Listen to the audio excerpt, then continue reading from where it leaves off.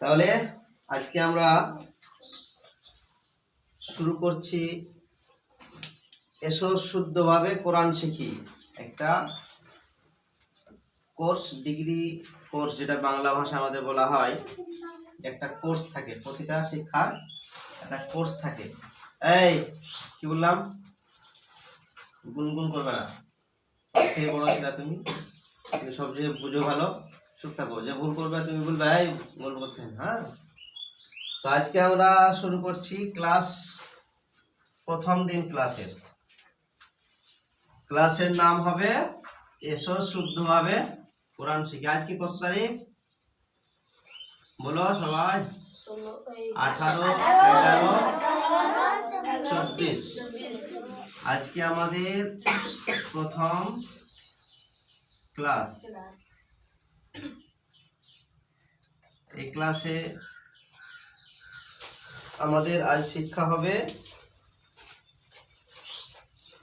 এই ক্লাসে আমরা প্রথম আলোচনা করব আরবিতে কয়টি অক্ষর। আমাদের প্রথম জানতে হবে, আরবি শিখতে গেলে আমাদের জানতে হবে আরবিতে অক্ষর কয়টি। তো আরবিতে অক্ষর কয়টি আমরা প্রায় জানি, অনেকেই জানি না, তাই তো? তো যারা আমরা জানি তাদের তো বিষয় আলাদা, যারা জানি না তাদেরকে আমাদের ভালো করে শিখতে হবে যে আরবিতে সর্বপ্রথম আমাদের জানতে হবে কয়টি অক্ষর। আরবিতে অক্ষর কয়টি? 29টি, তাই তো? 2 10 9 29টি, 29টি আরবিতে 29টি অক্ষর। যেমন প্রতিটা ভাষা এক একটা অক্ষর থাকে। আরবিতে, বাংলাতে কয়টি অক্ষর, ইংরেজিতে অক্ষর কয়টি আছে সেটা আমাদের জানা থাকে। তো আমরা সর্বপ্রথম আজকে আমরা আরবি ক্লাস করছি, যার কারণে আরবিতে কয়টি অক্ষর জানতে হবে আমাদের। 29টি অক্ষর। এই 29টি অক্ষরকে আরবিতে বলা হয় হুরুফে তাহাজ্জি। কি বলা হয়? হুরুফে তাহাজ্জি। যেমন ইংরেজিতে 26টি অক্ষর আছে, এই অক্ষরকে আমরা কি বলি? অ্যালফাবেট, তাই তো? সেরকম আরবিতে আমাদের 29টি অক্ষর আছে, এই 29টি অক্ষরকে বলা হয় হুরুফে তাহাজ্জি। হুরুফে তাহাজ্জি গেল। এই হুরুফে তাহাজ্জি যে 29টি অক্ষর, এই অক্ষরকে আবার বলা হয় মুফরাদাত। মুফরাদাত বলা হয় কখন? যখন হরফ ওই অক্ষর 29টি একা একা থাকে। একা একা থাকে তখন ওই হরফগুলোকে, যেমন আলিফ একটি অক্ষর, বা একটি অক্ষর, তা একটি অক্ষর, সা একটি অক্ষর, এইভাবে যতটা অক্ষর আসবে একবার ইয়া পর্যন্ত, এই অক্ষরগুলোকে কি বলা হবে? মুফরাদাত। কেন এই অক্ষর কেউ কারোর সঙ্গে মিশে নাই, আছে? ইয়াকা ইয়াকা ইয়াকা একা একা, এই একা একা এক একটি অক্ষরকে বলা হয় মুফরাদাত। কি বলা হয়? মুফরাদাত। তাহলে আমরা সর্বপ্রথম এই ক্লাসে যেটা বুঝলাম, সর্বপ্রথম আমাদেরকে জানতে হবে আরবিতে কয়টি অক্ষর। কয়টি অক্ষর? 29টি। এই 29টি অক্ষরকে বলা হয় হুরুফে তাহাজ্জি। হুরুফে তাহাজ্জি। আর হুরুফে তাহাজ্জিকে আমরা বিভিন্ন জিনিস, যেমন পুরো কোরআন আমাদের হুরুফে তাহাজ্জি দিয়ে আছে।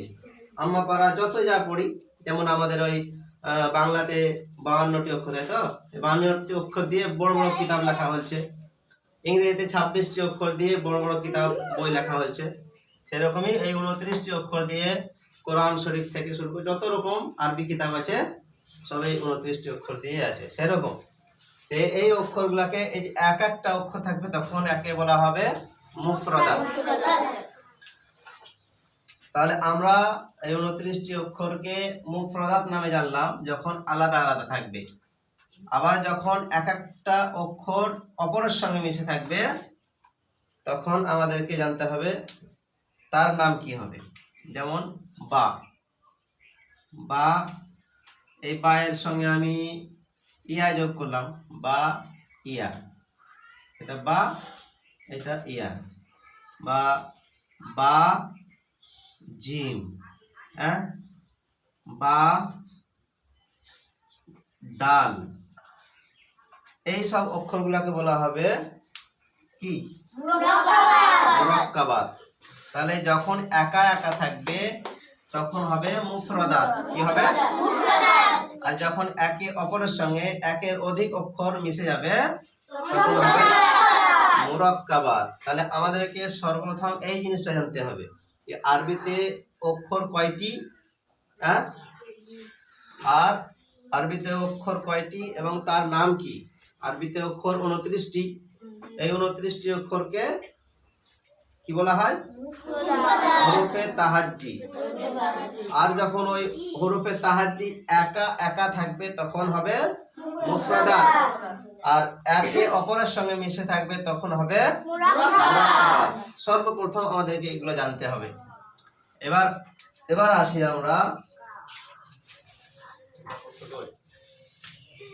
আসি আমরা এই অক্ষরগুলাকে, মুরাক্কাবাত পরে হবে।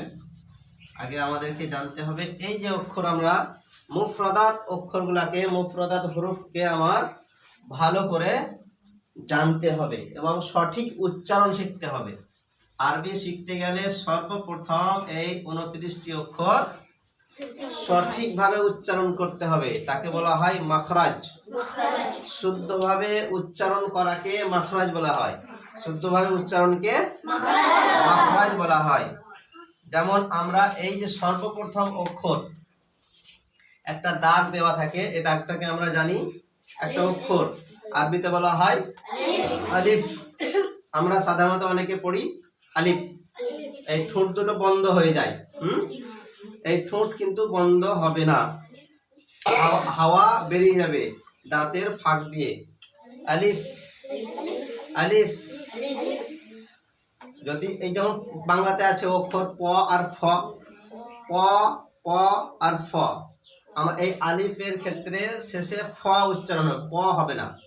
প হলে মুখ বন্ধ হয়ে যাবে, আলিফ, প, আলিফ বন্ধ হয়ে গেছে, তাহলে ফ দিতে হবে, ফ দিয়ে আ লয় হস্যই ফ, আলিফ।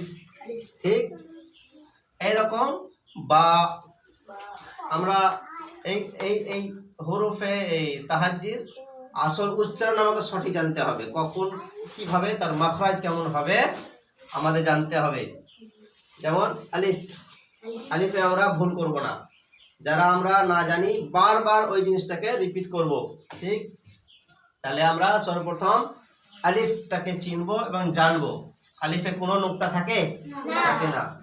বা, বা শব্দ দুই ঠোঁটে হালকা ভাবে ড্রপ খাবে, ড্রপ, বা বা বা করার কোনো দরকার নাই, কোনো জোর লাগবে না, হালকা ভাবে বা বা। তাহলে এই বা, বায়ের নিচে কটা নুক্তা থাকে? হ্যাঁ, একটি নুক্তা থাকে। তায়ের উপরে থাকে দুইটি, সায়ের উপরে তিনটি। এই নুক্তা দিয়ে আমাদের এই অক্ষর পরিচয় করতে হবে, চিহ্নিত করতে হবে কোন নুক্তা কোথায় থাকলে সেই অক্ষর কি হয়, কোন অক্ষরে কটা নুক্তা কোথায় থাকে আমাদেরকে জানতে হবে। কথা কে বলছে? খেতে তো বললাম। তাহলে কোন অক্ষরে কয়টি নুক্তা কোথায় থাকে আমাকে জানতে হবে। যেমন আমরা আগে যখন ওই কি বললাম, এই ওই মুফরাদাতের অপর নাম মুরাক্কাবাত, যখন অক্ষরে অক্ষর লেগে থাকবে তখন কিন্তু এরকম পরিষ্কার পরিষ্কার এক একটা অক্ষর থাকবে না, তখন কিন্তু আমাকে বুঝে নিতে হবে ইশারাতে। ইয়া থাকবে হয়তো এরকম করে থাকবে, এবার ইয়াটা আবার তাও হয়ে যাবে, ইয়া হবে কখন আর তা হবে কখন আমাকে জানতে হবে। এই নিচে নোক্তা মানে ইয়া, উপরে নোক্তা মানে তা, এভাবে আসবে। তো আমাদেরকে জানতে হবে কোন অক্ষরে কটা নোক্তা কোথায় থাকে, হ্যাঁ, আমাদেরকে জানতে হবে। তো আমরা আজকে সর্বপ্রথম ক্লাসে জানবো আলিফ থেকে ইয়া পর্যন্ত কয়টি অক্ষর কিভাবে উচ্চারণ করতে হবে। তা আমরা তো জানি, তবু আমি একবার লিখে দেই। সা, তারপরে সার পরে কোন অক্ষর হয়? জিম, তারপরে হা, তারপরে খ। এই জিম, হা, খ, এই বা, তা, সা, সব এই তিনটা একই অক্ষর, এই তিনটা কিন্তু একই অক্ষর। এদের পরিচয় নুক্তা দিয়ে। খর পরে দাল, তারপরে জাল, এই দাল আর জাল কিন্তু একই অক্ষর, নুক্তা দিয়ে পরিচয়। তারপরে র জা, এটাও তাই, র আর জা একই অক্ষর, শুধু নুক্তা দিয়ে পরিচয়। তারপরে সিন,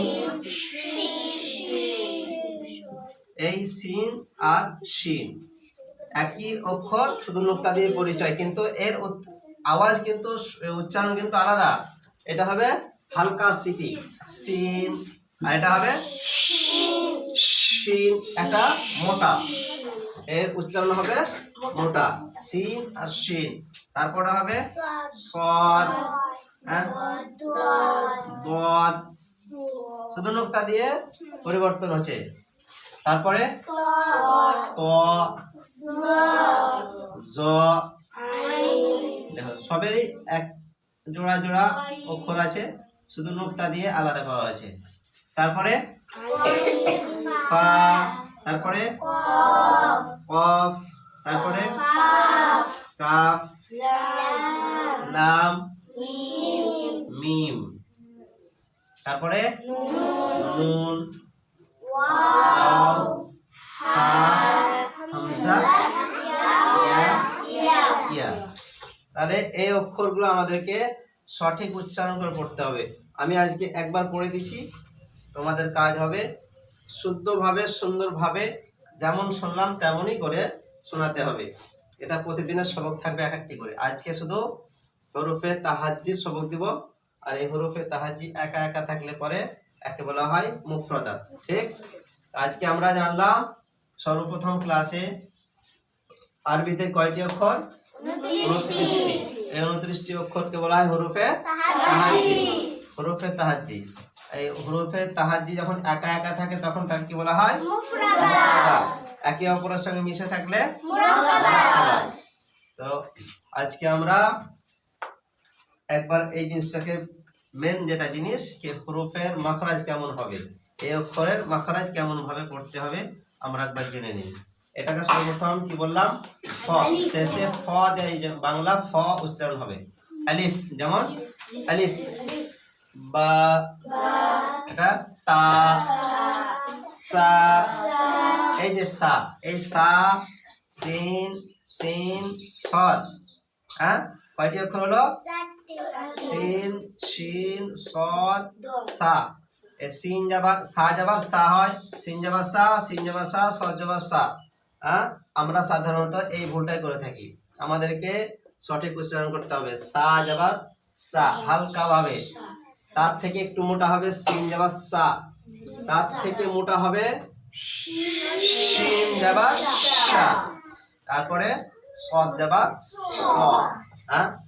কোন জিনিসের সদ, সদ বাংলা লেখা হয়, সিন যাবার দন্তের ছয় আকার দ সাদ হয়, আর দন্তের ছয়ে বয়ে আকার দ সদ হয়। সেরকম আমাদেরকে প্রতিটা ভাষার আলাদা আলাদা সিস্টেম আছে, তাই আমাদের জানতে হবে। সা যাবার সা হালকা ভাবে, জিম যাবার যা, এটাও অনেক পার্থক্য আছে। জিম যেমন জিম, এই জাল, জা, দত, জ, এই 5টি অক্ষর কিন্তু আমরা একইভাবে পড়ি, ওটা কিন্তু আমাদের ভুল।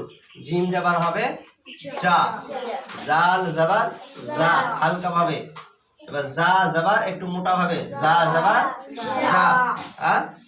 দদ, এই দদটা উচ্চারণ সবচাইতে বড় কঠিন উচ্চারণ।